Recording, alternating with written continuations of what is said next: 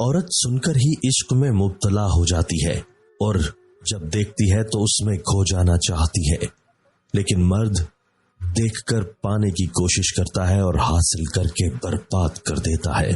ایک عورت کے اپنے محبوب کو کہے ہوئے الفاظ: یوں تو میری شادی بھی ہو جائے گی اور بچے بھی ہو جائیں گے، میں ان کے لیے ایک اچھی ماں، اپنے خاوند کے لیے نیک اور اطاعت شوہر بیوی بھی بن جاؤں گی، اور میرا گھر ہوگا، زندگی کی ساری خوشیاں جو ایک عورت چاہتی ہے وہ مجھے نصیب ہوں گی۔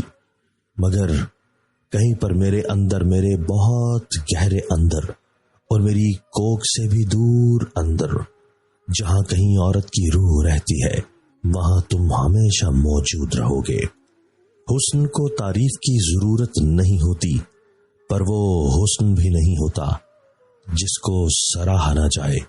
اس کا کوئی فرق نہیں پڑتا کہ انسان کے جسم کا رنگ یا اس کے بالوں کی بناوٹ کیسی ہے، بلکہ اصل چیز اس کی روح کی خوبی ہے۔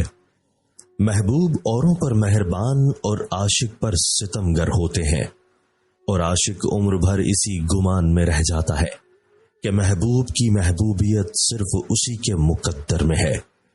کچھ عرصہ کے لیے رابطے میں پہل کرنا چھوڑیے، آپ کو معلوم ہو جائے گا کہ آپ کتنے مردہ پودوں کو پانی دے رہے ہیں۔ ان لوگوں کو وضاحتیں دے دے کر اپنا وقت اور سکون برباد نہ کریں جو ہمیشہ آپ کو غلط سمجھنے کے لیے مصروف عمل رہتے ہیں۔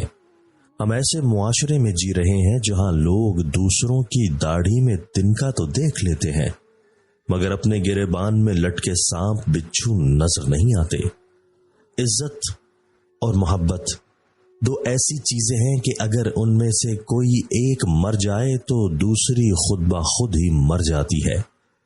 وہ عورت مرد سے محبت نہیں، صرف تعلق رکھنا چاہتی ہے جو مرد کو نکاح کرنے پر نہ اکسائے۔ زیادہ علم اور کم گفتگو بزرگی کی دلیل ہے۔